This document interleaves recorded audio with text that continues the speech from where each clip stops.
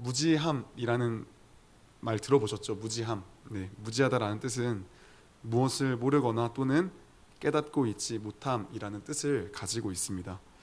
아기들이 가끔씩 불에다가 막 손을 집어넣으려고 할 때가 있습니다. 왜 그런 걸까요? 네, 딱 한마디로 말하면 무지하기 때문입니다. 또 전기 콘센트에 왜 젓가락을 굳이 넣으려고 하는 걸까요? 네, 무지하기 때문입니다. 모르기 때문입니다. 펄펄 끓는 물에 왜 또 손을 집어넣으려고 하는 걸까요? 마찬가지로 모르기 때문입니다. 아기들은 잘 모릅니다. 몰라서 무지하기 때문에 어떤 잘못된 결과를 초래할 수 있습니다. 또 제가 무지함에 대해 한번 찾아보다가 어떤 분이 블로그에 이렇게 쓴 글을 봤습니다. 이렇게 써 있더라고요. 세상에서 가장 무서운 것은 무지함이다. 아무것도 모르기에 아무것도 하지 않는다. 모르기에 궁금해하지도 않고 모르기에 발전할 수 없고 모르기에 기분 나빠하지도 않는다. 순수함을 넘은 무지함은 오히려 결론에 자신을 깎아먹기까지 할 것이다 라고 적혀 있는데 저는 딱 이걸 보면서 너무 공감이 되더라고요. 네.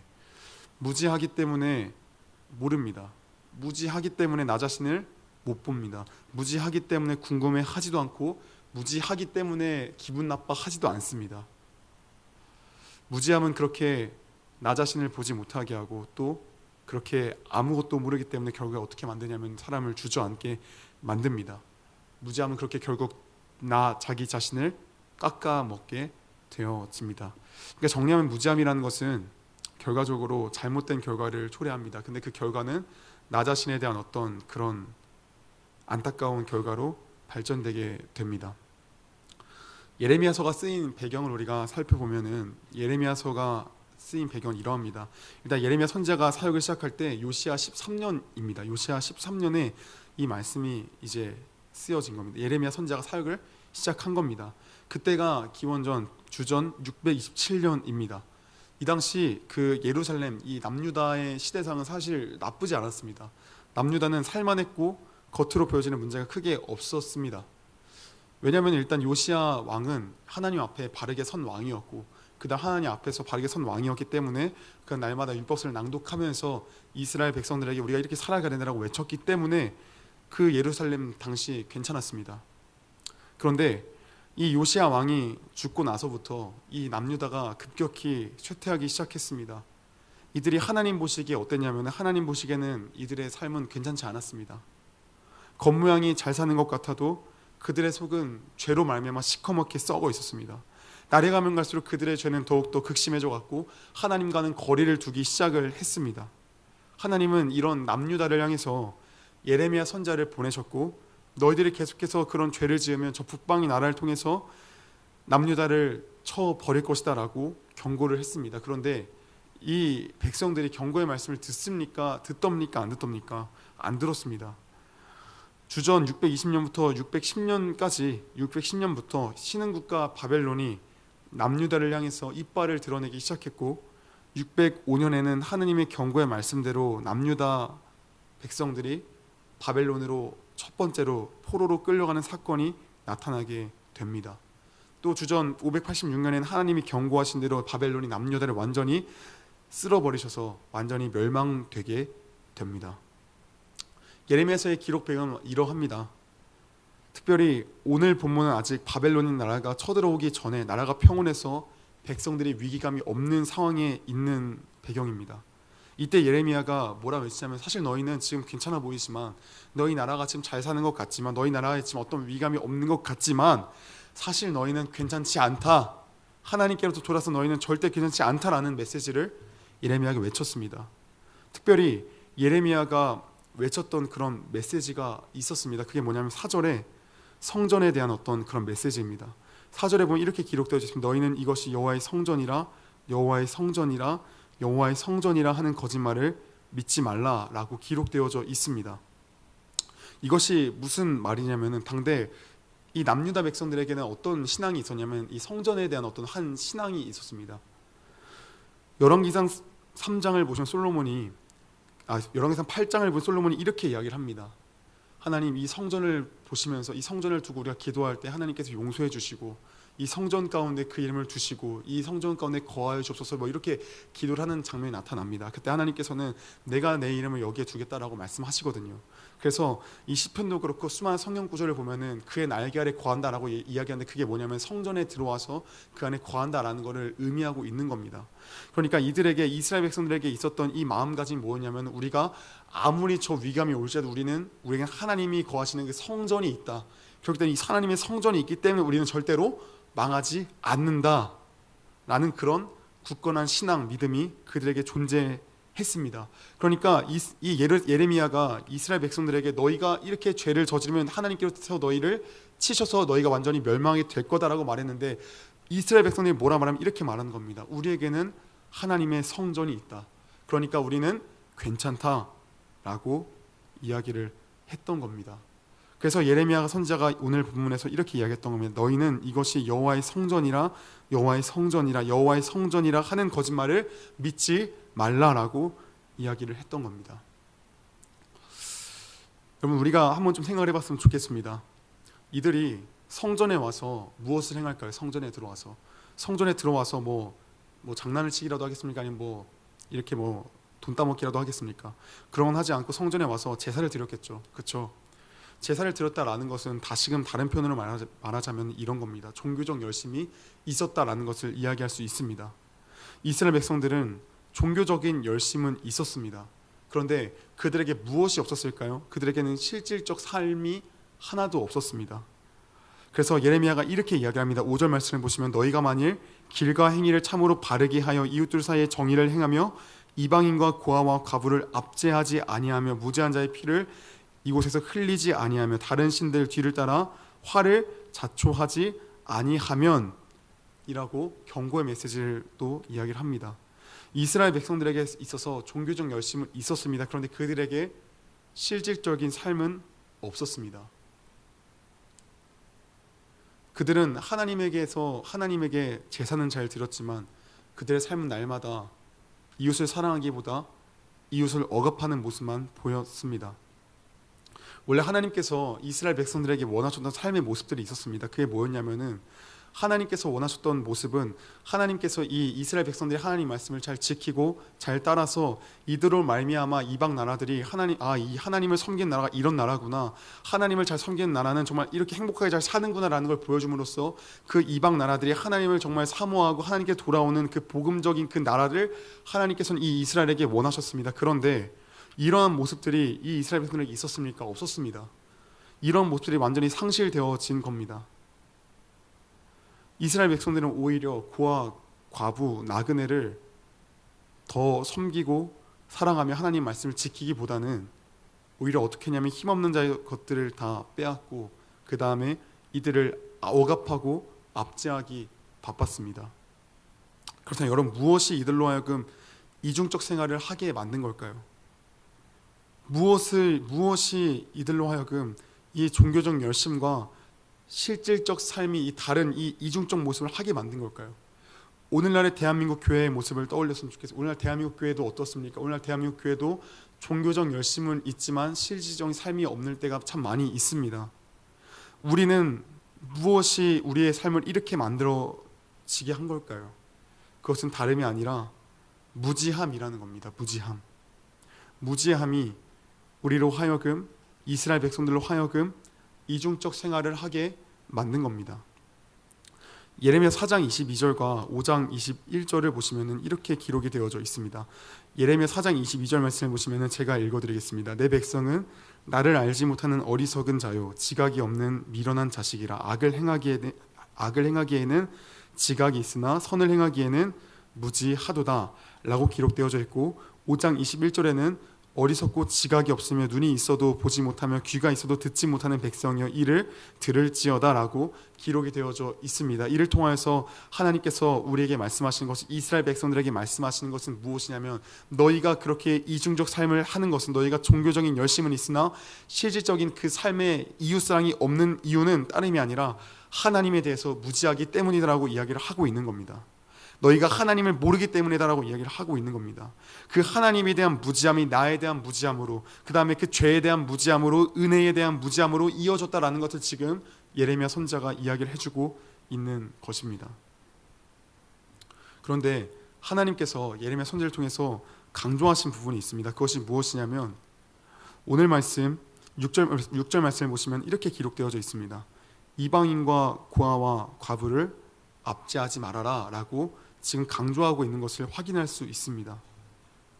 왜 하나님께서는 나그네, 고아, 과부에 지금 포커싱을 딱 두시면서 지금 말씀을 하고 있는 걸까요? 그냥 문둥그리면서 너희가 이웃사랑을 행하지 않았다라고 말씀하시면 되는데 왜 굳이 이방인, 고아, 과부라는 이 세 카테고리, 정확한 카테고리를 정해서 말씀하시냔 말입니다. 왜일까요? 어떤 책에서는 이렇게 기록되어져 있습니다. 성경은 주변에 살고 있는 가난한 이웃, 달리 도움을 청할 길 없는 이웃을 돌봐야 한다고 말한다. 복음의 본질 중 하나는 사회봉사 혹은 구제다. 하나님 사랑의 회복은 이웃 사랑의 회복으로 구현된다.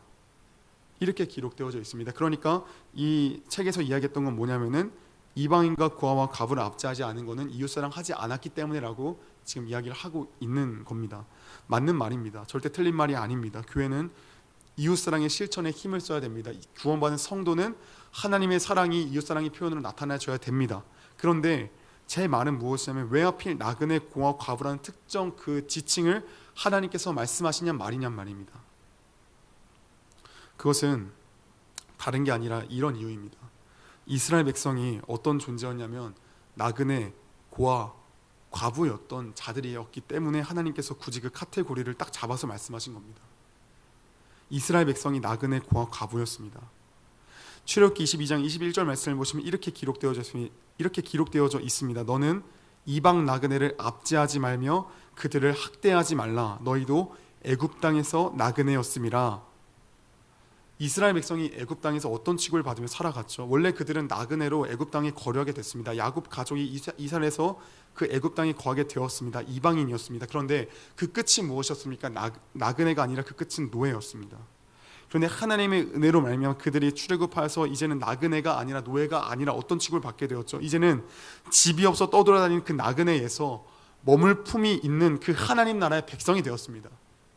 그러니까 그들의 원래 존재는 이방인이었지만 나그네였지만 그들이 나그네에서 하나님의 은혜로 말미암아 하나님 나라의 이제 백성이 되어서 이제는 자기 집이 있는 겁니다. 그럼 이제 고아와 과부는 또 어떻죠? 마찬가지로 이들은 이스라엘 백성들이 고아와 과부였죠. 고아가 어떤 자들입니까? 부모 없는 사람을 고아라고 이야기를 하죠. 근데 이 이스라엘 백성들이 원래는 부모 없이 하나님이라는 그 아버지를 상실한 자들이었죠. 근데 이들이 어떤 존재가 되었죠? 진짜 아버지를 찾았잖아요. 진짜 아버지가 이들을 찾아왔잖아요. 이들은 고아였지만 하나님께서, 아버지 대신 하나님께서 이들을 찾아와 주셨기 때문에 이들은 이제 고아가 아닌 겁니다. 또 이들의 존재는 원래 또 진짜 참 신랑 대신 하나님을 잃어버린 그런 과부와도 같은 그런 존재들이었습니다. 그런데 이들이 나중에 어떻게 변하였습니까? 하나님께서, 진짜 남편 대신 하나님께서 그들에게 찾아와 주셔서 그들이 이제는 과부가 아니라 이제는 진짜 아내, 진짜 신랑을 맞이한 참 신부가 되게 되었죠. 하나님께서 왜 굳이 이웃사랑 너희가 하지 아니하라고 말한 게 아니라 이방인과 고아와 과부를 압제하지 말아라 라고 하셨던 이유는 다른 게 아니라 이스라엘 백성들이 그 은혜를 받았던 자들이니까요. 그 은혜를 받았으니까요. 이방인 나그네와 같은 그런 이스라엘을 하나님께서 안아주셔서 그들에게는 집이 생겼고 그들에게는 이제 하나님 나라의 백성이 되었고 또 참된 아버지를 잃어버렸지만 참된 아버지를 찾게 되었고 그 아버지가 나에게 오게 되었고 또 참된 신랑을 잃어버렸으나 참된 신랑이신 하나님께서 오셨고 그들이 그 은혜를 받은 자들이니까 하나님께서는 너희가 그 은혜를 받았다면 너희도 그들에게 그렇게 하지 말아라. 왜냐하면 너희가 그렇게 하면 네 자신의 얼굴에 침 뱉는 거다. 그렇게 하지 말아라. 너네들이 10,000달란트를 탕감받은 자들이니까 너희가 그렇게 하면 안 된다라고 말씀하셨던 겁니다. 그런데 이스라엘 백성들이 이거를 기억하며 살았습니까? 참 안타깝지만 이들은 이걸 잊어먹었습니다. 이스라엘 백성들은 이걸 완전히 상실해 버렸습니다. 하나님에 대해서, 자신이 고아, 과부, 나그네였다는 그 사실에 대해서, 그런 존재를 받아줬다는 그 은혜에 대해서 완전히 무지해졌습니다. 그러니까 어떻게 살아가죠? 하나님에 대해, 그리고 내가 어떤 존재였다는 사실에 대해, 그 다음 나에게 이런 은혜를 베풀었다는 그 사실에 대해 무지해지니까 이들이 어떻게 살아갔냐면 고아와 과부, 나그네를 압제했던 거죠.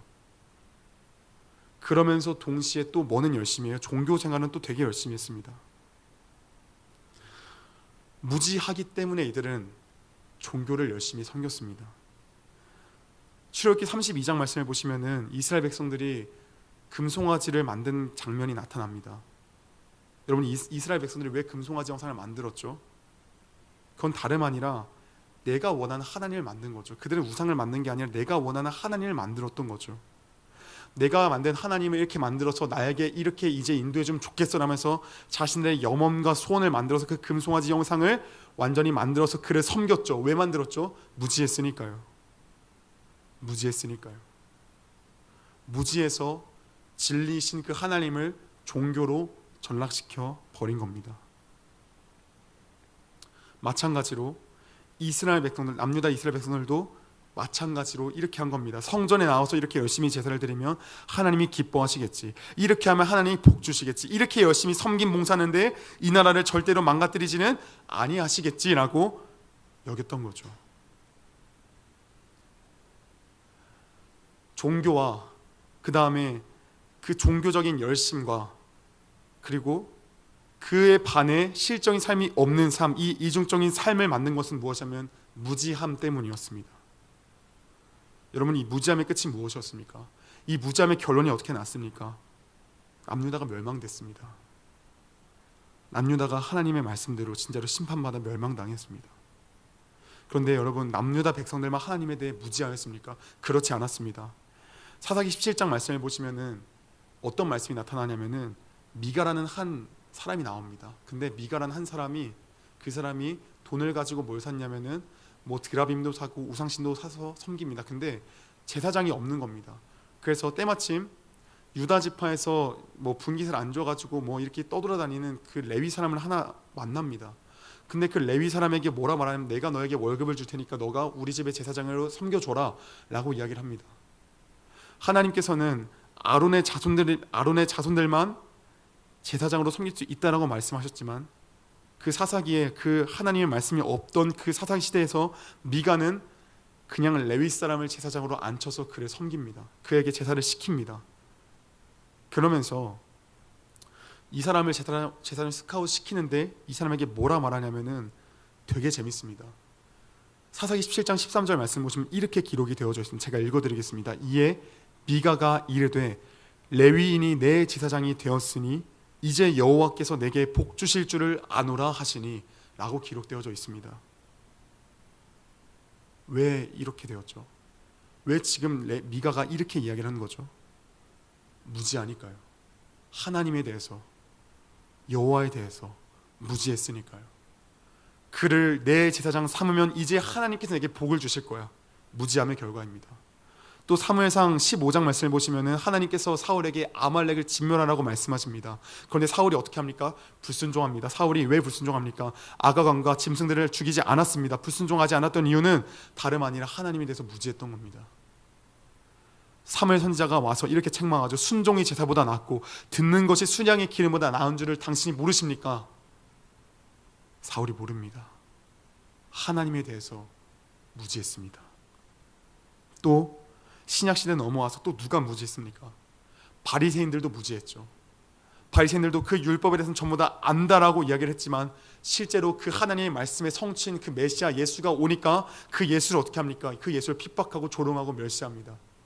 그게 뭡니까? 하나님에 대해서 무지한 겁니다.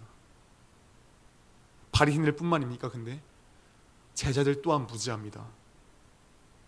죄로부터 우리를 구원하시고 영원한 그 하나님의 나라를 주시기 위해 예수님께서 오셨는데 그 제자를 실질적으로 탐냈던 게 무엇입니까? 그 제자를 탐냈던 게 무엇이냐면 이 땅의 것을 탐닉했습니다. 주님께서 그 나라를 세우시면 나를 우의정 좌의정 앉게 해주십시오. 당신의 우편과 좌편에 앉게 해주십시오. 요청했습니다. 왜 제 아들이 그렇게 이야기를 했습니까? 무지했으니까요. 무지했으니까요. 여러분, 인간은 이렇게 하나님에 대해서 무지한 존재입니다. 인간은 하나님에 대해서 참으로 무지한 존재입니다. 왜 이렇게 인간은 하나님에 대해 이렇게 무지한 존재일까요? 왜일까요?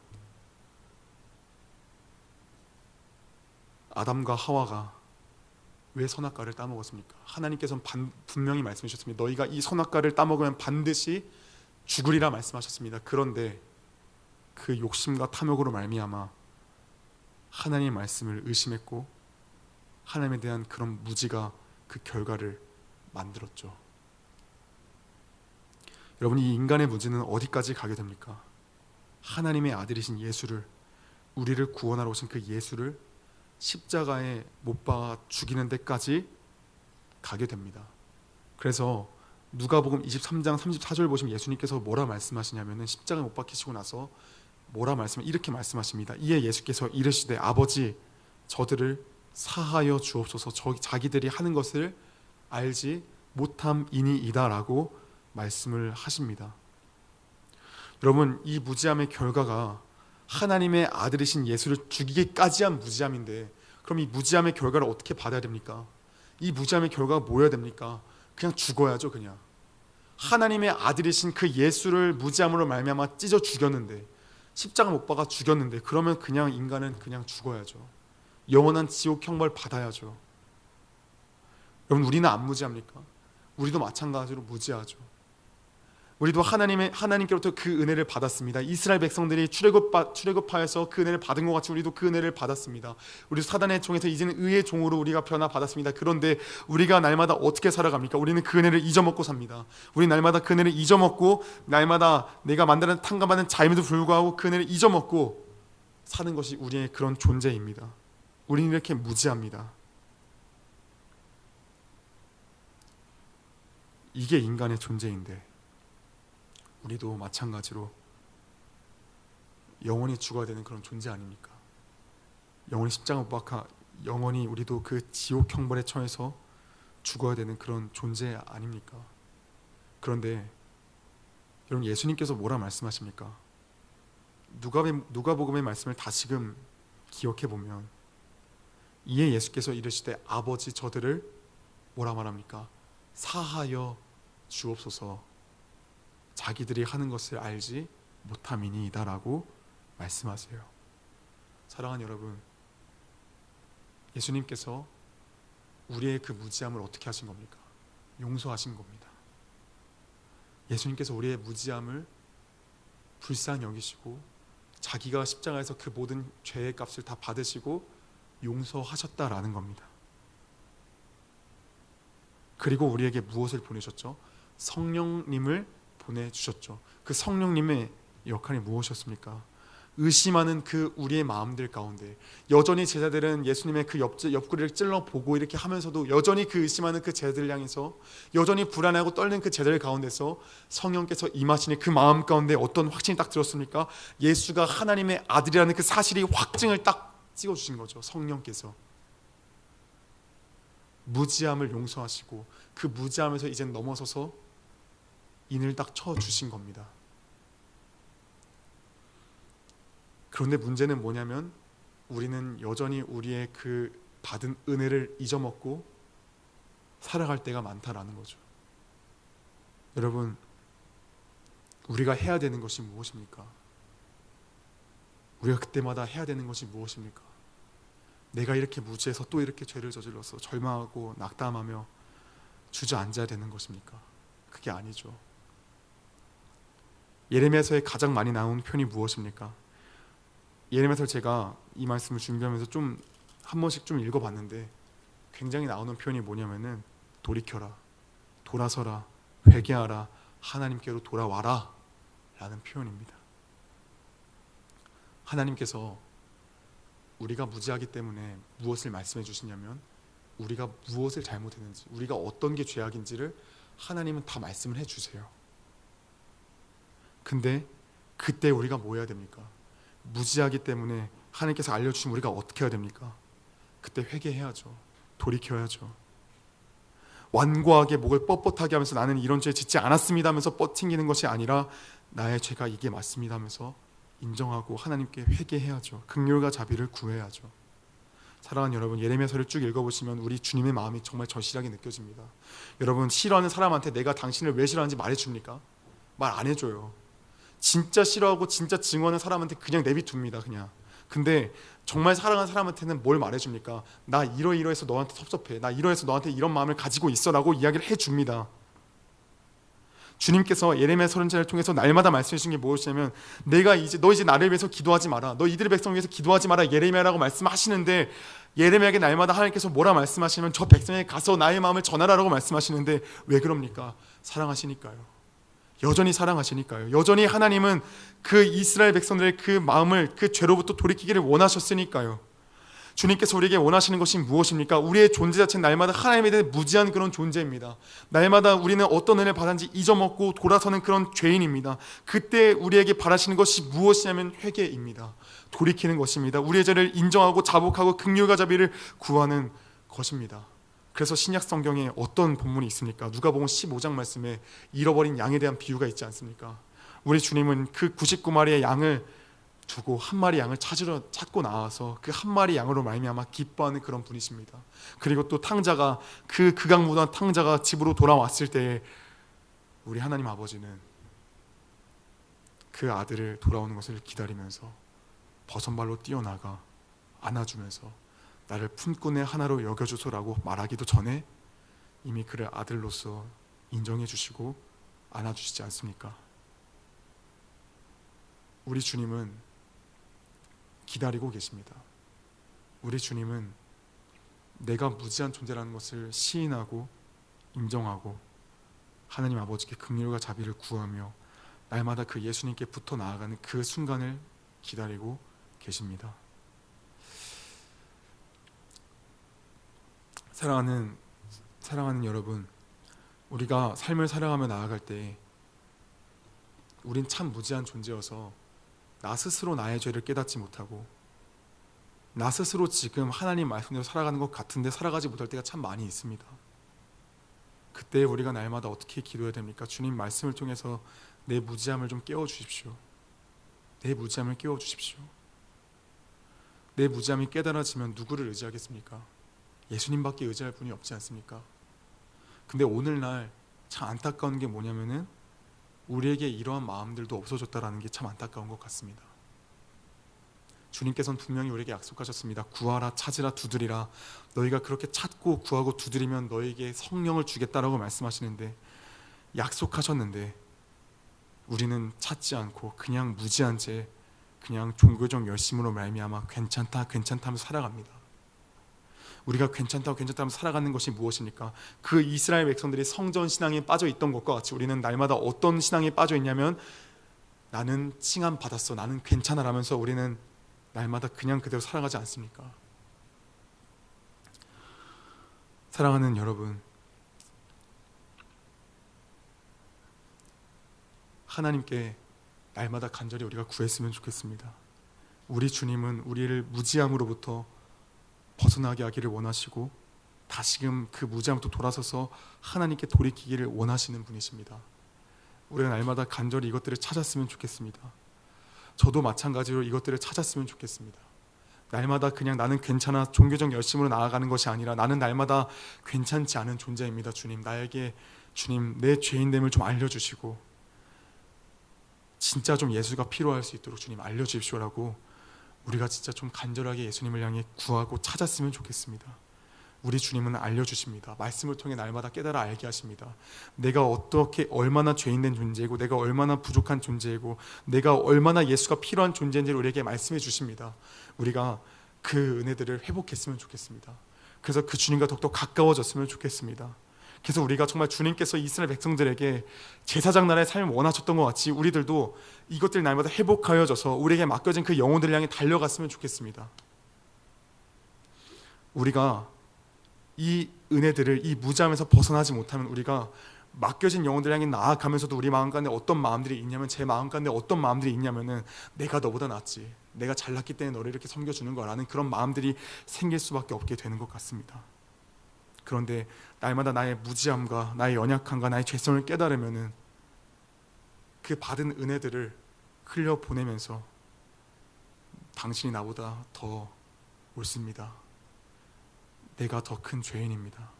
내가 바로 죄인 중에 괴수입니다라고 고백하지 않겠습니까? 사랑하는 여러분, 오늘부터 지금부터 다시금 은혜를 구하며 하나님께서 죄인임을 말씀하시면 거기에 주님 맞습니다, 나는 틀리고 주님이 옳습니다 하면서 주님의 말씀을 인정하고 그 말씀을 회개하고 돌아오는 그런 귀한 중고등부체들 되기를 원합니다. 그러면서 주님께서 맡기신 영혼들 향해 달려가는 그런 중고등부 공동체 되기를 예수님의 이름으로 소망합니다.